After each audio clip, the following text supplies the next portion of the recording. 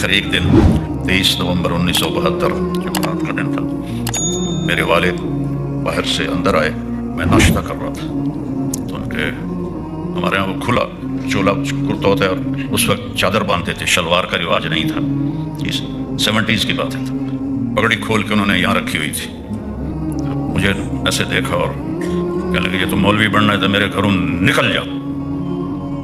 اور میری عمر کیا تھی؟ 18 سال۔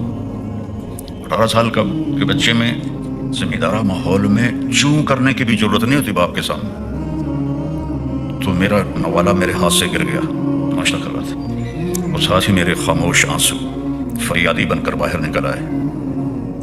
پھر دوبارہ انہوں نے کہا یہ تو مولوی بننا ہے تو میرے گھروں نکل جا۔ اتنی ان کی بات میں دہشت ہوتی تھی، سارا گاؤں ان سے کانپتا تھا، ہماری بھی ٹانگیں کانپتی تھیں، تو مجھ سے ناشتہ وہیں چھوٹ گیا، آگے ہوا ہی نہیں۔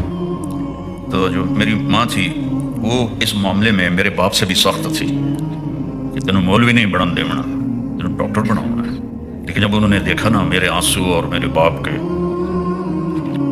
گرجدار آواز، تو وہ پھر مجھے چپ کر کے اندر لے گئی اور مجھے 300 روپے دیے۔